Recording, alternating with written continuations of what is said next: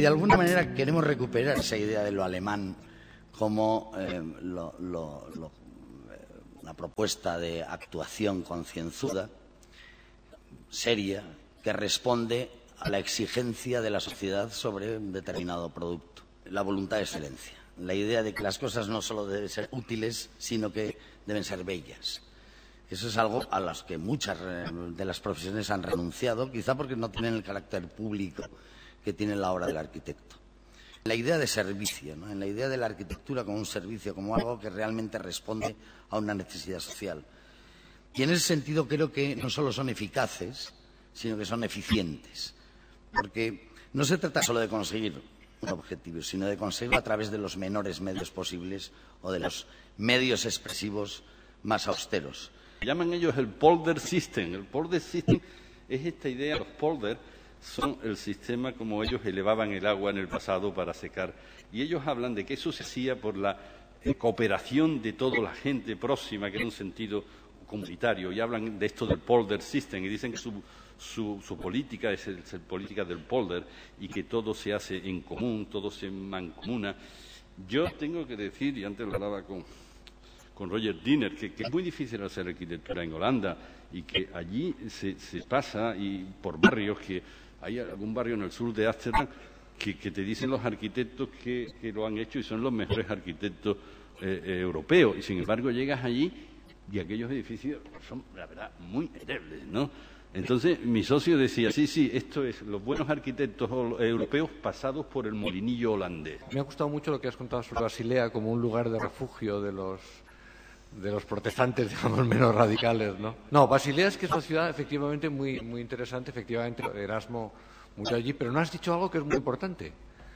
Y es que un grupo de sevillanos se refugió en Basilea, seguidores de Erasmo, y publicó la primera Biblia en castellano, que no es el único lazo de Basilea con España, porque hay otro quizá más importante, aunque Pozo me mira así, siendo más importante que eso, pues a lo mejor más importante, porque fue un señor de Basilea, un tal Joan Gamper, el que fundó el club Barça y le puso como camisola la misma que tenía su club de Basilea. ¿Hasta qué punto debemos hacer caso a los clientes, no? O cómo nos debe afectar la opinión de la gente?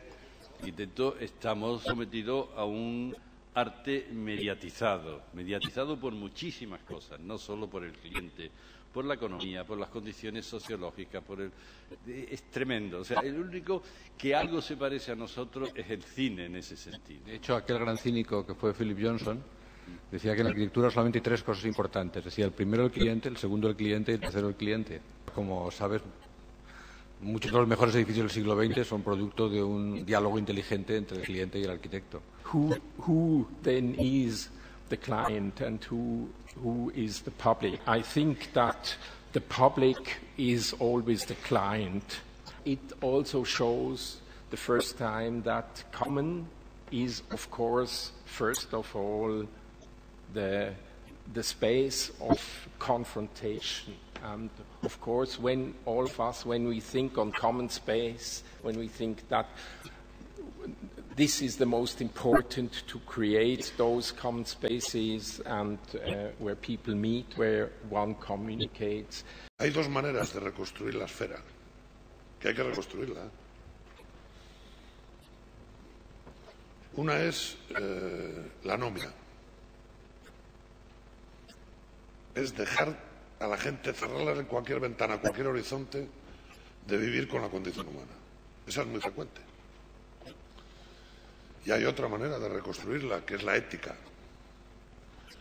Es decirle a la gente, no renuncies a tu condición. Lo bello no solo es útil, sino que es subsistente y consistente. Y entonces las cosas pueden estar mal, pero al final las pondréis bien. Todas las generaciones abren camino y encontraréis vuestro campo.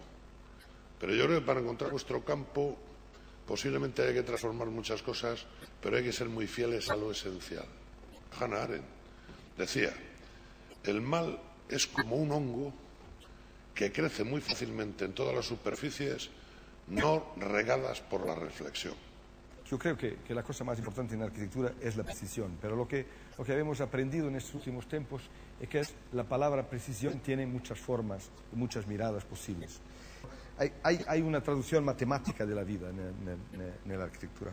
If the idea of community and the idea of common space starts already within the kind of minimal relations that we may have with the members of our family or the members with our girlfriends or boyfriends or whatever, and our neighbors, and then goes further to our neighbors and whatever. This is maybe a diagram that we use very often to illustrate two things.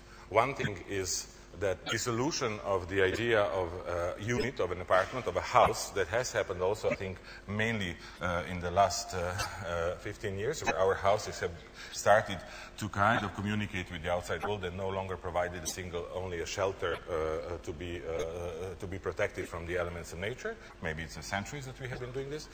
And the idea of what these things could do within seas of other houses, because this is actually what we are surrounded by.